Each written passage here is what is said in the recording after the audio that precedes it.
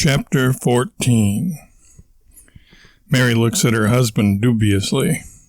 She really couldn't care much less about Baton Rouge and its supposed cultural significance, but she knows the inevitable is coming, an in-depth lecture from her husband about the whole shebang. Mary, imagine our country without sports. No football, no baseball, no basketball. You can't, can you? Well, Mary begins to respond, but Warble did not really mean the question in anything but a rhetorical way and proceeds, without sports, this country would be nothing. Without a drive and a fervor to win, how could we have won World Wars I and II? We wouldn't even have had a concept of what winning means. So, to make a long story less long, the free world can thank sports for saving their culture, their institutions, their very lives even. That's all very logical, Mary says sarcastically. Well, it's pretty obvious when you think about it, isn't it? Warble continues. Anyway, I said that to say this. Sports would not have been possible without eye black.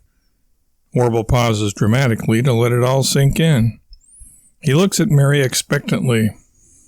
After a few seconds of bewildered attempts to make sense of what he's trying to tell her, Mary finally gives up. Eye black? Who was eye black? Who was eye black? Warble replies, practically beside himself in disbelief at his wife's ignorance. Nice owl imitation, Colonel. Now who was he? He, Warble repeats, still incredulous. That's the most monotonic laugh I've ever heard, Colonel. It makes Jeff Goldblum sound like Callista Flockhart. Jeff who? Warble asks, total consternation written all over his face. All right, then, it makes Pat Paulson sound like Charo. Warble frowns at his wife and shakes his head. Hardy har har, very funny. Now, I feel it is my duty to inform you that eye black is not a man, nor any gender of human for that matter. What is it then? Mary is now, in spite of herself, genuinely a little curious. Eye black is that charcoal-like stuff that athletes put under their eyes to keep opposing players from looking into their eyes and seeing which direction they're going to run. That's what it's for? Sure, what else? When you look at someone and they are wearing that stuff, that's what your eye gravitates towards. You focus on the eye black. Then you are distracted, and by the time you think to look in their eyes to see where they're looking so you can guess where they're going, they're already gone. They're there already. It's all too much for Mary. She expels a sigh of exasperation and tries to change the subject in her mind, but her focus keeps homing back in on Warble's explanation about eye black. All right, I give up. What does all that have to do with Baton Rouge? Elementary, my dear spouse. What is America's sport? Soccer, Mary answers, in the mood to beat Warble at his own game. Soccer? Are you bonkers? Soccer is the most popular sport all over Central and South America. Mary finishes the sentence, with a sweet lilt to her voice, batting her eyelashes. Miss Mary, Warble explains, exasperated but trying to sound patient. When I say America, I'm talking about the United States of America. Oh, Mary says, knowing, of course, what Warble had meant, but enjoying her technical victory. Now, Miss Mary, answer me this. What is the sport of the United States of America? Football.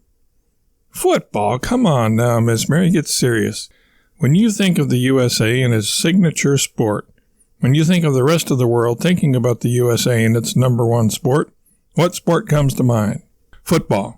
Football is more popular than baseball, Mary explains, knowing what Warble wants her to say, but being in a cantankerous mood, refusing to say it. Maybe more people watch football on TV now than baseball, Warble admits, but that doesn't prove football is really more popular.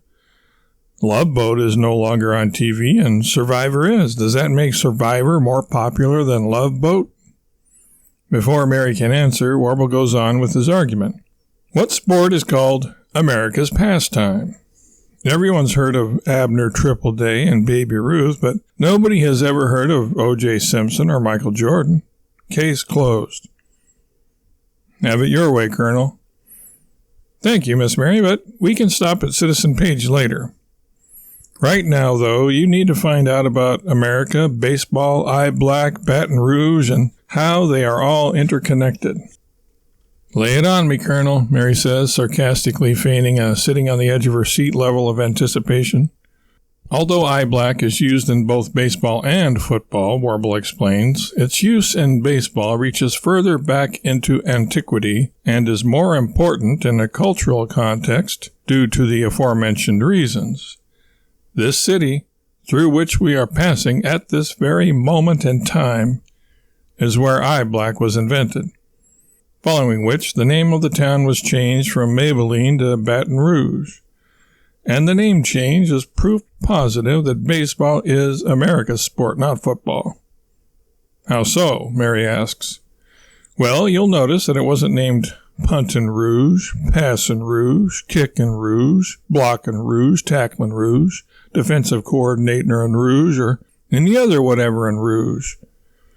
You see, my dear, this city was named for our national pastime, Baton Rouge. Baton Rouge is rouge for batters. In other words, it's makeup for baseball players, eye black to be specific. Then why is the name of the city spelled B-A-T-O-N instead of B-A-T-T-I-N? Mary asks. She thinks she has Warble dead to rights. Miss Mary, everyone knows that people from Louisiana are very, let's say, casual about spelling. Who has time to learn how to spell with all the cotton to be picked, crawdads to be caught, alligators to be wrestled, and fiddles to be sawed and scraped? Perhaps it's not a misspelling at all, Mary suggests. Perhaps eye black was originally used by the girls in the marching bands who twirl and toss batons.